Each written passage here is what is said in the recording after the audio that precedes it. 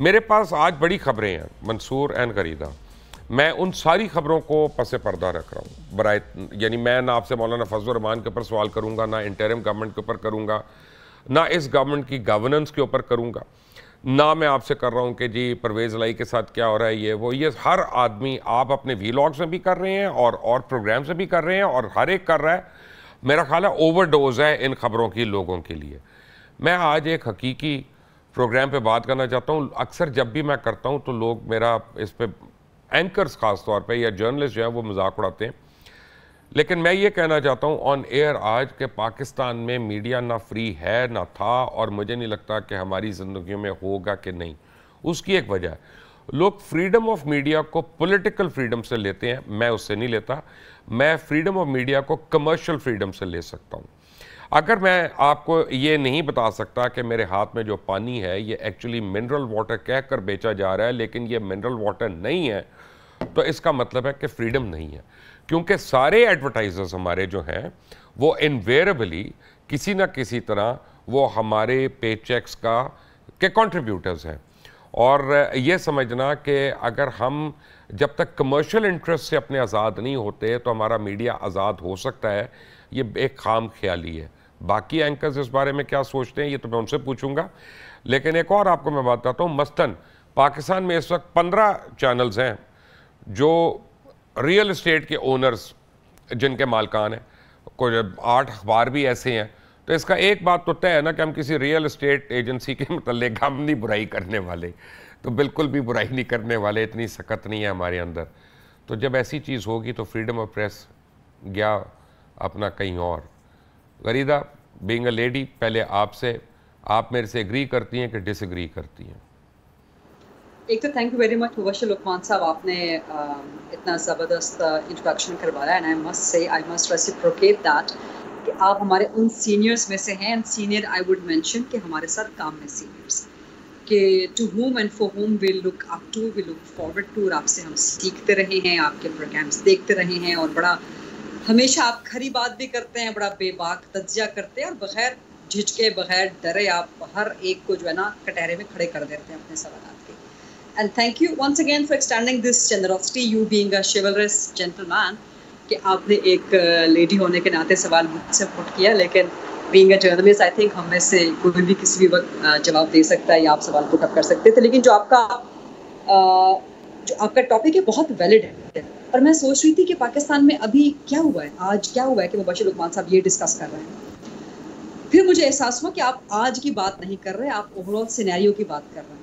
साथ ही मुझे याद आ गया कि कल शायद पाकिस्तान तहरीक इंसाफ के सरबराह, अब जिनका हम नाम नहीं ले सकते, अभी चंद दिन पहले मैं मंसूर अली खान साहब के प्रोग्राम में थी, मैंने कहा जी आपके पास तो एक ऑप्शन मौजूद है, आप मेरे कप्तान पहले से ही कहते थे, नाम उनका नहीं लेते थे, आपके पास तो खैर पाबंदी लागू भी नहीं हुई है। असल पाबंदी तो हम जैसों पे लागू हुई है कि हमने नाम भी नहीं लेना उनका।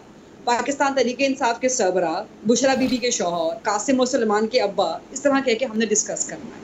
लेकिन अभी चंद दिन पहले आपने देखा कि एयरवाई चैनल पे IMF की खबर चली और वहाँ पे ब्लर करवा दिया गया इमरान खान साहब को, पाकिस्तान तहरीक इंसाफ के सरबराह।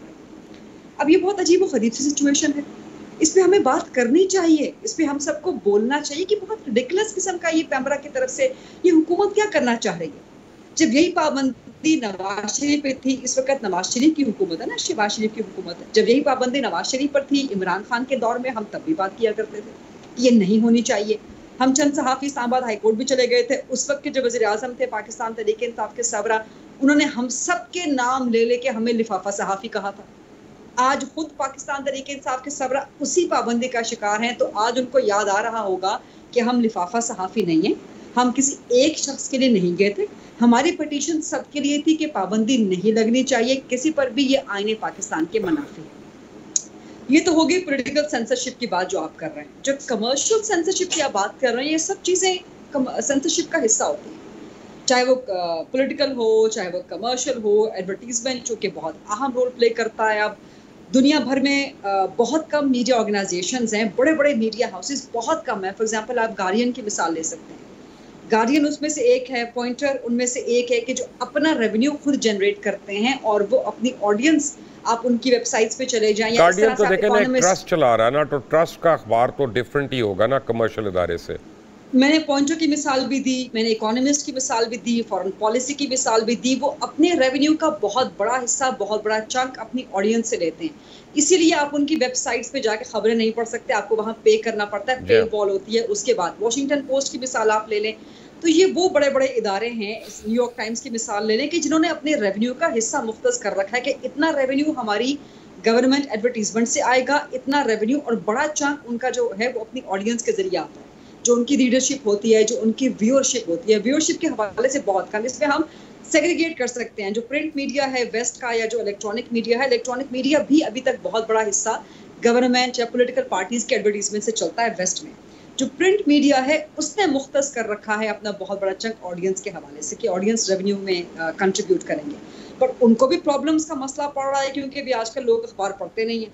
लोग सिर्फ जाते हैं सोशल मीडिया पे छोटे छोटे न्यूज़ चंक्स पढ़ने के लिए, वो नहीं पे करते अखबारात को पढ़ने के लिए। बहुत कम एक ऑडियंस का हिस्सा, ये वेस्ट को भी, बल्कि प्रिंट मीडिया को पूरी दुनिया में ये प्रॉब्लम्स हो रही हैं। अखबारात जो हार्ड कॉपी में छपते थे, उनकी क्वालिटी जो है कम हो गई है। नेशनल जियोग्राफिक ने अपना बंद कर दिया। लेकिन fair enough, but that still doesn't mean वहाँ पे वो पब्लिक अवेयरनेस कैंपेन ज़रूर कर सकते हैं